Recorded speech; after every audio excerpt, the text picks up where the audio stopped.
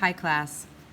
As you know, we've been talking about adaptations in class this week, and I wanted to show you a grass frog and discuss some of the ways that this grass frog is adapted for its environment.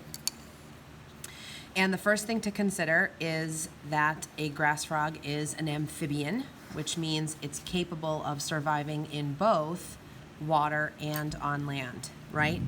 So if you think about what it needs to survive in water, and actually frogs originate in the water, when they're fertilized eggs and then tadpoles, they live exclusively in the water. And so as tadpoles, they actually have gills, and they lose that as adults through growth and development. They gain their lungs and lose their gills. But what a frog needs to survive in water is some method of locomotion or movement. So if you can see, the hind legs, the feet of the frog are webbed. So there's a lot of webbing in between its toes so that it can push water more effectively, and that gives it a really powerful stroke. The frog also has really powerful leg muscles, and it's also very effectively camouflaged. So underneath, it has a very light colored belly. So if you were under the frog, if you were a predator and you were under the frog looking up toward the sky, you would just see the lightness of its belly, and you wouldn't necessarily see that this was a frog. And if you were above the frog, if you were a bird and you were flying over the pond or the lake and you were looking down, you're just going to see this dark pebbly pattern, which looks a lot like the stones or the rocks that would line the sandy bottom of the lake or the pond. So the frog is really well camouflaged. In addition, I want you to see the placement of his eyes.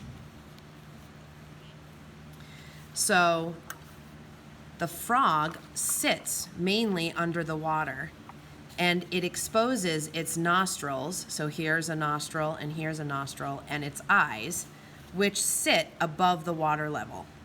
All right, so the majority of the frog's body is underwater, and just its eyes and its nose stick out. So it can breathe air even though its body is underwater, even though its body is submerged. And the frog actually has a third eyelid.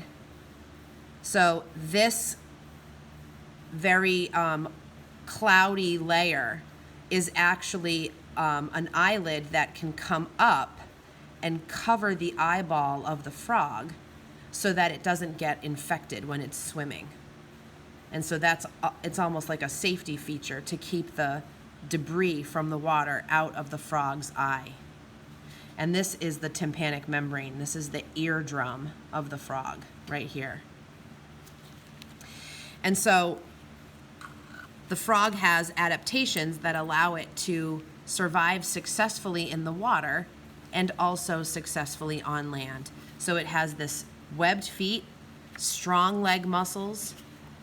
It has lungs and nostrils for breathing air. It has an extra eyelid to protect its eye from any debris.